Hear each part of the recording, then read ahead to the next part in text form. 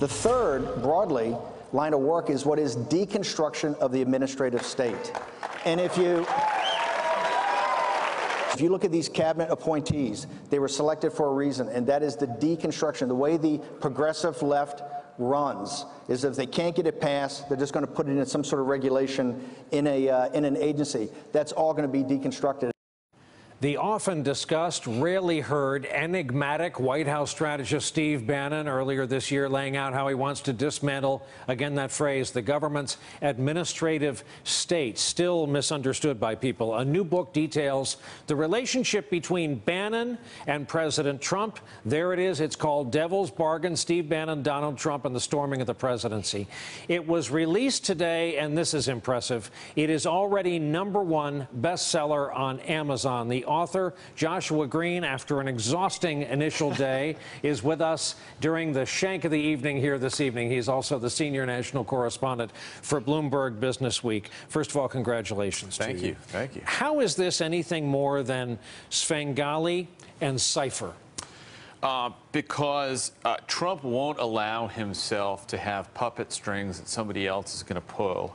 And Bannon is less Svengali than ideologue, somebody with really deep, strange motivations that have funneled themselves into this idea of nationalism that Trump espoused during the campaign and rode to the White House. You use the word ideologue. If the president isn't an ideologue, what in him wanted to hand over that part of, okay, you tell me how we should do this, and what part of Bannon wanted to hitch his wagon to Donald Trump? I don't think it was Bannon telling Trump what to do. I think that Bannon flattered Trump. He essentially recognized that Trump has these populist impulses and told him, you're not a clown, you're not a punchline.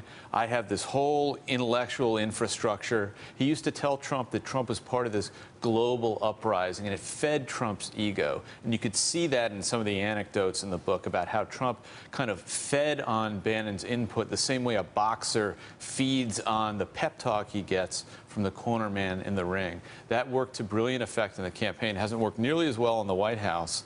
But Bannon is a guy who really understands or understood how to connect with Trump. There's a portion of this book where you touch on Donald Trump's ratings in The Apprentice as measured by his popularity with certain ethnic groups in this country. Tell the folks what context that's in. One of the fascinating discoveries that I had researching the book was that if you flash back 10 years to Donald Trump when he was an entertainer on The Apprentice, I went and got his Q-score ratings and a lot of the viewer data of the show.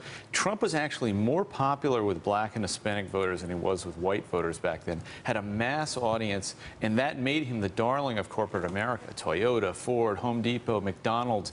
Everybody wanted a piece of Donald Trump because he was considered this multicultural figure. I talked to the CEO of a minority-focused advertising firm that does ads for a bunch of Fortune 500 companies, and she said Trump back then was wonderful because he presented blacks and Hispanics as entrepreneurs, as ambitious, at a time when still on primetime television minorities were portrayed as gangsters or entertainers or all the stereotypes that we remember. And yet instead of running as a Big Ten open party candidate, he burned that all down to run as a birther and to win over the far right of the Republican Party.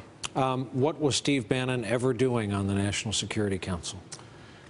No idea, but Bannon was, at the outset of the administration, very influential, pretty much wrote his own ticket. As I was told, Trump never said, hey, I want you on the Security Council. Bannon just took it and did it until he got shoved out. But he has very grandiose ideas, not just about trade and not just about immigration, but about changing the whole global system of government and trying to reach back to almost a pre-Enlightenment time. He has driven by a very conservative traditional Catholicism, and I get into the roots of that some in the book, including the oddest character. Bannon actually has a guru, a late 19th century French intellectual who practiced occultism and Freemasonry, and later converted to Sufi Islam, a guy named Rene Gagnon. So the irony of Bannon with this Muslim guru, given everything we know about Steve Bannon and what he said about Islam and radical jihad, it's enough to make your brain hurt. Hey there, I'm Chris Hayes from MSNBC. Thanks for watching MSNBC on YouTube. If you want to keep up to date with the videos we're putting out, you can click subscribe just below me, or click over on this list to see lots of other great videos.